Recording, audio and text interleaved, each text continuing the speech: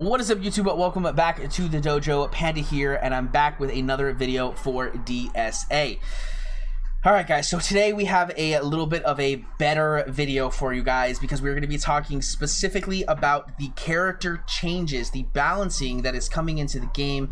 And before we get into the other stuff, I want to talk a little bit more about what we talked about in the last video, which was just that Hiro Hamada portion.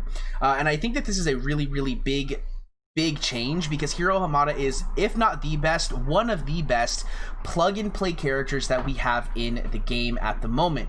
He works so well at making your team incredibly defensive. Even if your team is incredibly offensive, they can be super hard to kill with just adding Hiro to the team.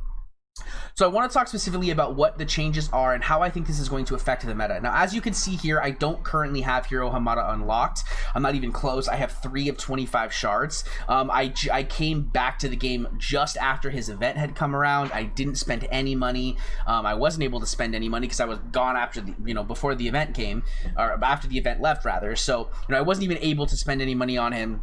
So I don't have access to him. I haven't played with him or against him, but I've seen him used hundreds of times in streams, in YouTube videos, etc. Okay, so I have a general idea of how you want to play Hiro, and they're completely changing that, making it way different than it was before.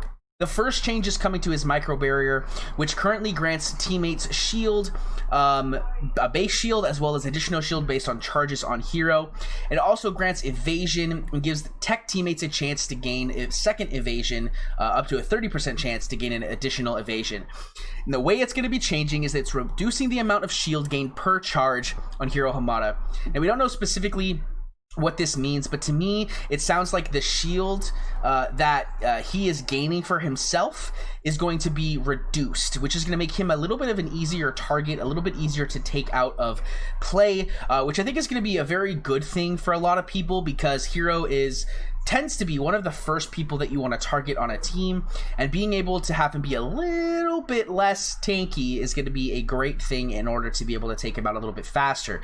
Of course, this is also a negativity for people who play with Hiro, so like for me this is great because I don't have Hiro unlocked. I'm not going to be able to use him, and so being able to fight against Hiro has just got a little bit easier for me.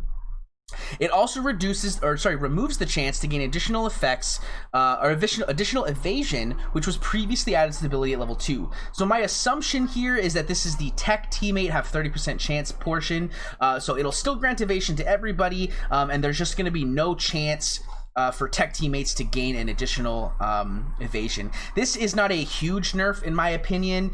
It's only nerfing specifically the tech team if this is how this is going to work. There is also a chance that this is going to make it so you actually can't stack evasion, which could potentially be a problem because unless the enemy team is using like the claw or something along those lines, doing any kind of AoE, then basically you could potentially end up having 6, 7, 8 stacks of evasion with this. So I'm not sure how it's going to work, but my assumption is it's just going to have to be the tech teammates have 30% chance that's getting removed. So we will have to see specifically when the thing actually goes live, like which of these changes actually go live. But I think it's not going to be a huge nerf overall, but this will be a pretty big nerf to Hiro's survivability as well as the tech team survivability overall.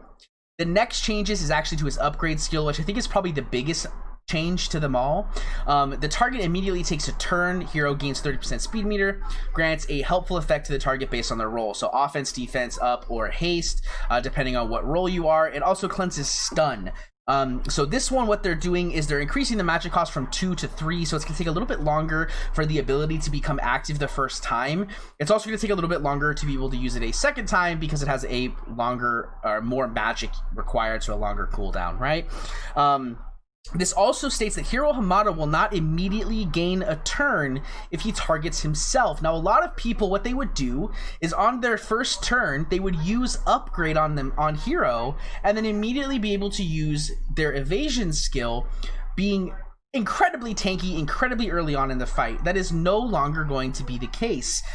Same thing for later on in the fight. After you've used it the first time, you will not be able to do so because you're not going to be able to immediately take a turn. So this is no longer going to be a viable option. You're going to want to use this on a different unit in order to give them a next turn. So for example, if you're using this with the Frozen Trio, you'll want to use this on Elsa, to give her that offense up, as well as to give her another turn to get those spirits on faster, to get empowered faster, etc. However, Hiro will still gain the up to 40% speed meter, so he is still going to be pretty quick, just not as quick as he was previously. I don't personally think this is a huge nerf, because most of the time, from what I've seen, battles end pretty quickly unless Hiro's on the team and stacking evasions. So because they're nerfing the evasions, nerfing this I think is not really going to be a huge issue personally. But then again, I also don't play with Hiro, so I may be wrong. So let me know in the comment section down below how you guys think this is going to play out. The last change is to his passive microwave. On turn start, Hiro and one random Big Hero 6 teammate gain charge, 50% chance to gain additional charge with an additional 20% chance per tech teammate. So this is not a big deal personally, because a lot of the times like I said, you're using your shield and evasion right away, but they are capping the amount of charge that he is allowed to have at 8. So this will be a little bit of a change, but not a crazy change. We'll just have to see again how this plays once we actually have it. But I don't think it'll be a huge nerf in this department. However, I do think that the nerf here is going to be pretty big, and then the nerf here is kind of a difficult problem, but not the end of the world. All right, guys, so on to the next changes. So we are going to go ahead and look at these character by character. So we're going to pull them up and kind of look at them each. So we have Baloo. The first change that's coming out is Baloo. Let me go ahead and find him. There he is. So Baloo's removing the magic cost from his passive. So on turn start, 50% chance to restore 72 health to the teammates with the lowest health. Grant continuous healing, restoring 18 health over 2 turns if teammate is a Wild's character. So my assumption here is that this has an internal cooldown. It's no longer going to have an internal cooldown, would be my assumption based on this reading here. The next portion is for Big Bad Wolf. They're slightly decreasing the damage of Huff and Puff. I'm not going to look at this specifically. Everyone knows what Huff and Puff is. If you don't, it's this big AoE skill he has that has a chance to inflict defense down. They're just going to reduce the damage on this by just a little bit. Hopefully it's not a huge damage decrease, because Big Bad Wolf is definitely one of the main damage dealers outside of Zerg that's on that DTV team. So definitely could be a big change, but we'll have to see. Buzz Lightyear, increasing the amount of shield gained on level 2 of Laser Blast from 10% of damage dealt to 15% of damage dealt. This is a nice change. I definitely feel like he is not a huge character that's used all the time. I don't really think this is going to be a huge change for him either. It's just a very, very small survivability change. We may see this help a little bit, but I don't know. We'll have to see. I don't think it's a big deal, though. I think this is a nice little change, but not a huge change. Chunk, change the initial gear tier unlock for Chunk's special at ground pound to be gear tier 2. Again, I don't think this is an issue.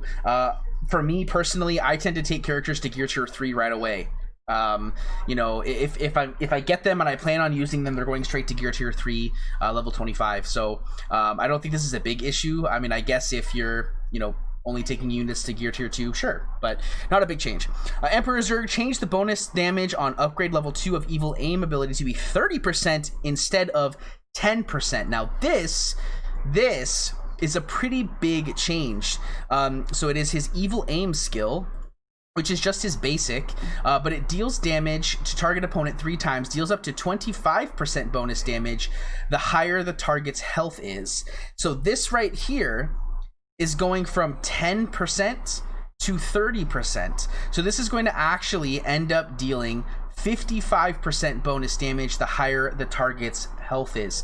That's a big change. I mean, you can get a lot more burst damage on here, with this second upgrade. So this is definitely going to be an upgrade I recommend everybody get once they get their Zerg, 100%. Very big buff to Zerg, which could actually take DTV to be a much stronger team than it already is. Hades, increased base chance to inflict continuous damage on combust. So let's go ahead and pull up Hades here. There's Hades. So we have his combust skill here.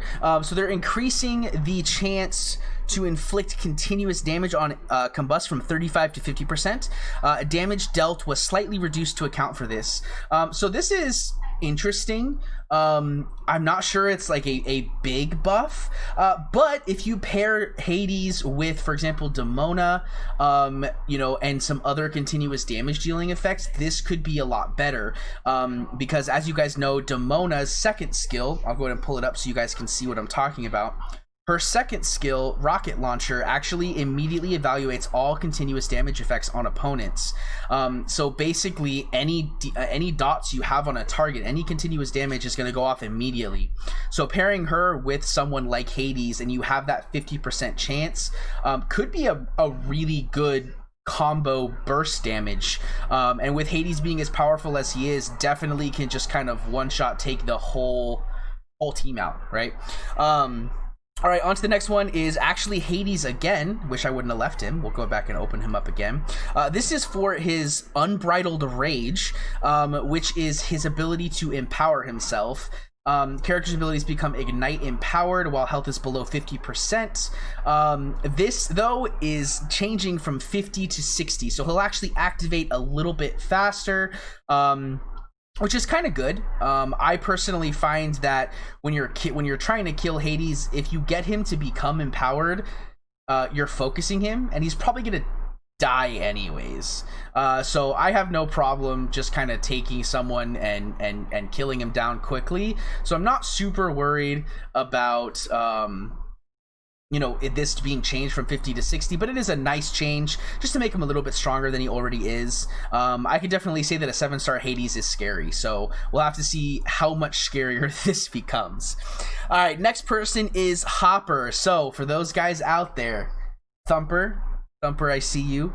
If you watch my content, I doubt you do, but if you do, Hopper, our guy Hopper here, who I know you took to 7-star gear tier 7, he's getting a little bit of a buff. He's removing the magic cost for what's yours is mine, and replace the level 2 upgrade decreased required magic by 1 with a 2% chance to activate. So on being inflicted with harmful effect, 30% chance to inflict a copy of the effect on the effect's source. So this is going now from 30%. 35% to potentially 37%, and no longer has an internal cooldown. So this is actually pretty cool. Hopper may actually become a better, if I remember correctly, he's a tank, right? Does he have a taunt skill? Maybe he doesn't have a taunt skill. Definitely could become, a good tank though because of this, because you're going to be basically being able to take things like defense down, vulnerability, and put them on another target could actually be a lot better. We'll see if Hopper becomes a little more meta relevant as a plug and play unit here. We'll have to see.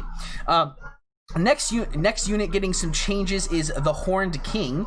So let's go ahead and pull him up. Horned King here. Increase the chance to inflict heal block on the Dark Force ability at level 2 from 20% to 50% damage dealt was slightly reduced to account for this. So we just get a 50% chance to inflict heal block. Nice, not crazy. Jack Skellington removed the magic cost of 0. The ability now has a chance to activate at the start of each of Jack Skellington's turns. So we have his 0 ability, which is his passive. On start turn, 50% chance to deal up to 107 damage to a random opponent, inflict offense down for 1 turn. As a 30% chance to chain to an adjacent opponent. So this is no longer has an internal cooldown. It just has a chance at the beginning of every turn.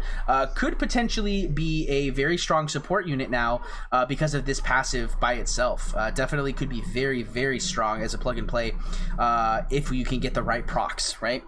Then you have Jack Sparrow, increased assist chance on resourceful awfulness from 10 to 20% at base level.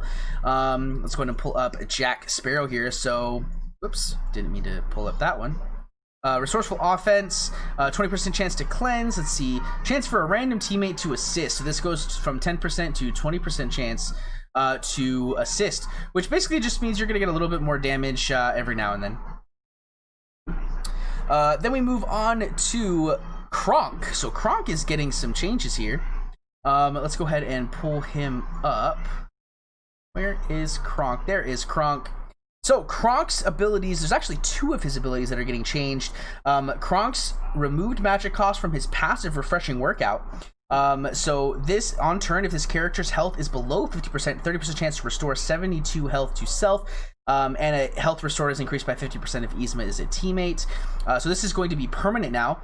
So he's just going to have a lot of self-healing because it's 30% chance to restore 72 health to self. No longer has an internal cooldown. So this is going to happen every single turn. Which could be actually really, really strong.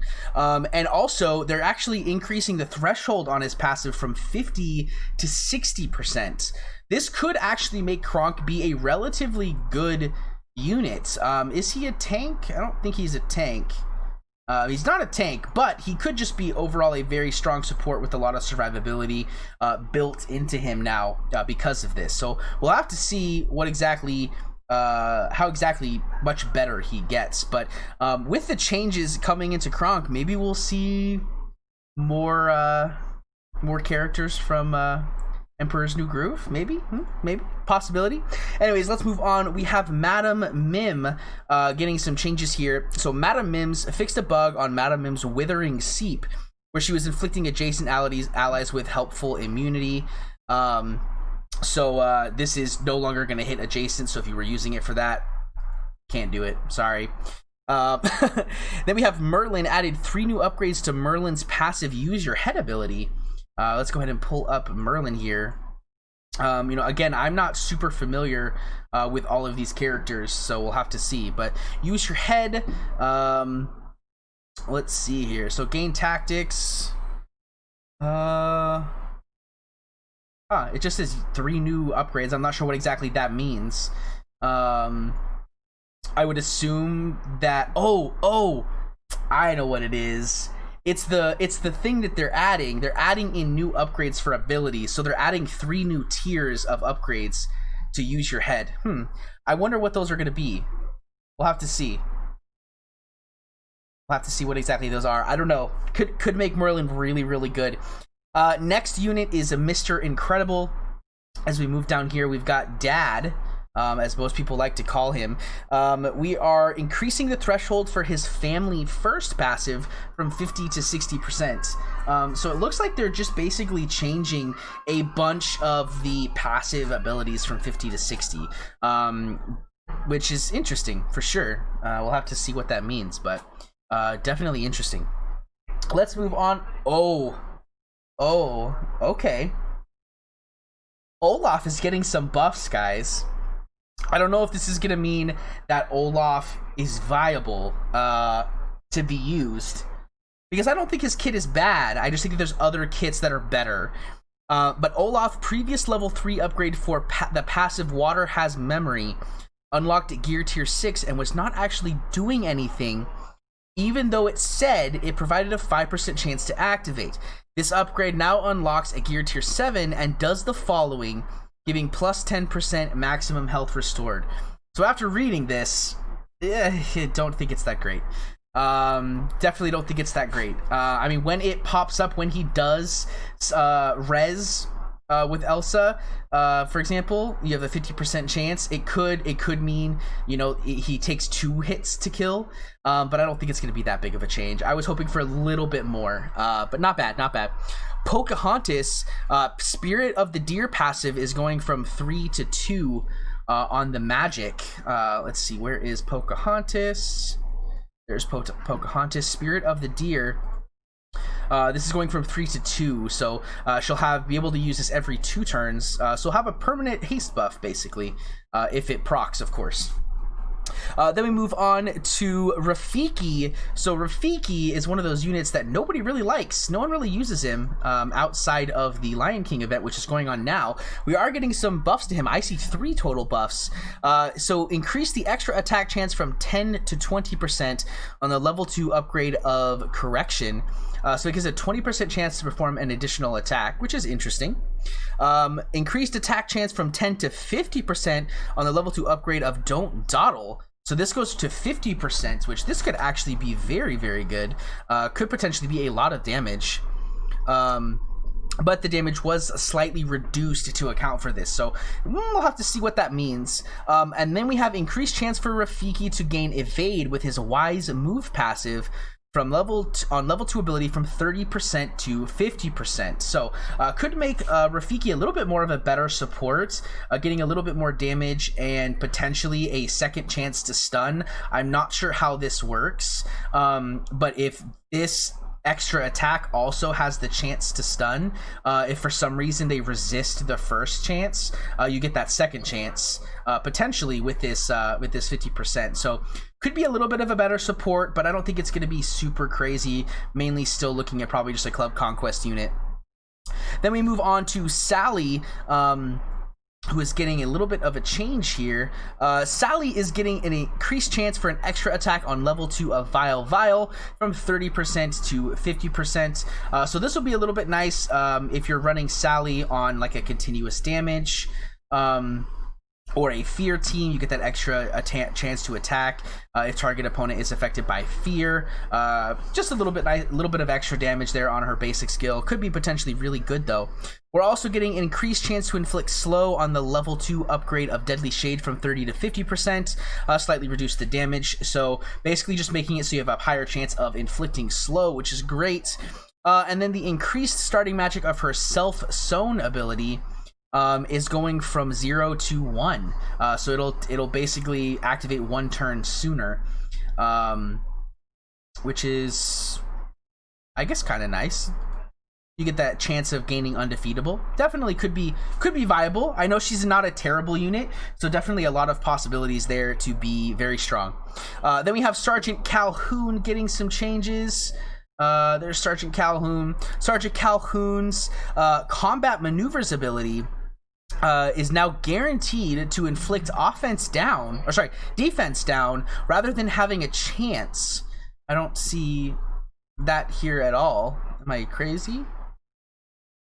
I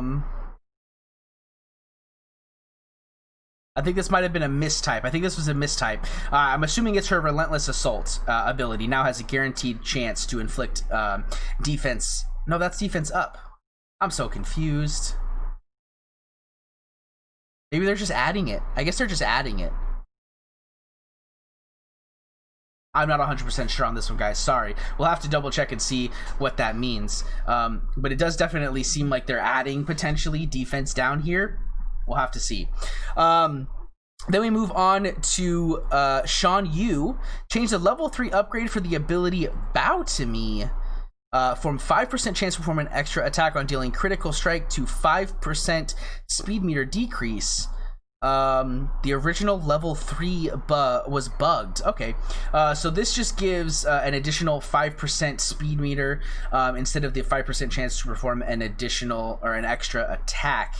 So that's actually kind of nice. It goes from 30 to 40% if you get level 2 and level 3. So definitely not bad. Definitely not bad for sure. Could see Kingdom become a little bit stronger because of this. I know personally I'm using Kristoff to give guaranteed crit to my Shan Yu. So that'd be nice to get guaranteed 40% instead of 30%. Not bad. Sharing of Nottingham is getting an additional bonus to shielded units, going from 10 to 75%, and the level 2 upgrade bonus damage from 25 to 30%. I don't need to go to that character for that. Sorcerer Mickey's increased activation of Helping Hand ability, from 25 to from 10% at base to 20% and 5% at upgrade at level 2 to 10%. So let's go to his Helping Hand passive. So on teammate performing a basic attack, this is going to become a 20% chance to assist. And this 5% is going to become a 10%. So you'll have a 30% chance to assist on a teammate performing a basic attack. It'll make that Kingdom team a little bit stronger. Definitely exciting. Ooh, let's go ahead and promote him to level 2. I didn't realize I got that. And then the last change is Violet reduced the bonus shield amount on her force field ability from 100% to 75%. So let's get to Violet here. So her force field skill is now going to be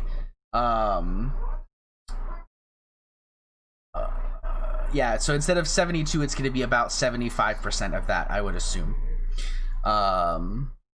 So yeah, definitely not bad changes. We definitely, I think, are going to see a shift in the meta. I would think, based on these changes, I'm thinking that Hiro is going to be either a little less used and or is going to be used in a different way for sure.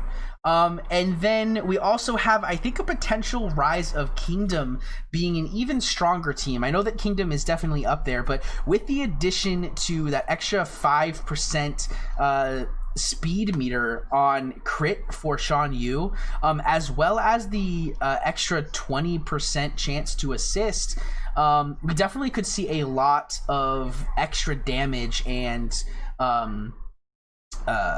control coming out of that Kingdom team. So it might be just enough to bump Kingdom up just a tad. Unfortunately, we didn't really see any changes to the Frozen team, which I am definitely excited about, because that means that my team is hopefully not going to get screwed over, but we'll just have to see what happens. Now, I know this video has gone on way longer than my normal video, so I'm going to go ahead and just end it there. If you guys like this video and you want to see more, please make sure to hit that subscribe button, as well as the bell notification icon to the right of it, so you're notified when my content goes live. If you like this video, please make sure to hit that thumbs up button, as well as leave a comment down below with what you think these changes are going to change in the meta. I want to know what your guys' thoughts are. Like I said, I think Kingdom might become a little bit stronger than it already is, but we'll have to see what happens beyond there. Anyways, guys, that is it for me. Thank you guys so much for watching this video, and I'll see you guys in the next one. Peace.